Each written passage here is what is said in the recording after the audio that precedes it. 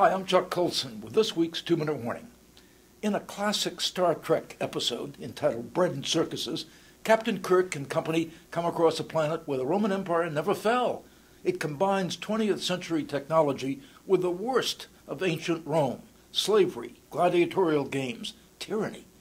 The crew of Starship Enterprise comes to see that hope for the transformation of this society lies in worshippers of the sun. That is S-O-N, as in Son of God.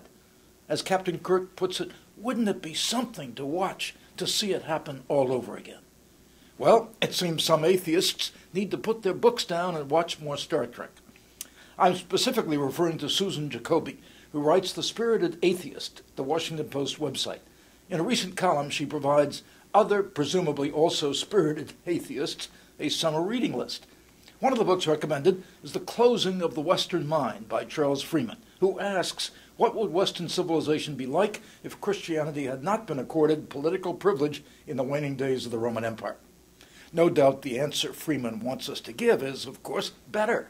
After all, a closed mind, especially one closed by Christianity, it's a bad thing. It's anti-science, anti-reason, all the stuff you hear all the time. The problem is that pre-Christian antiquity, as Star Trek reminds us, wasn't all lofty thoughts and toga parties. It was brutal, exploitive, violent. It was a world in which loving your neighbor as yourself and such expressions of compassion literally made no sense.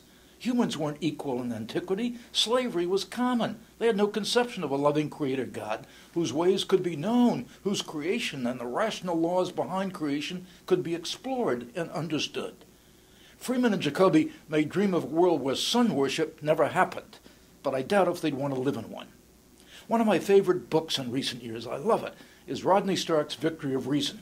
I urge you to get a copy. You can purchase one at our bookstore at colsoncenter.org.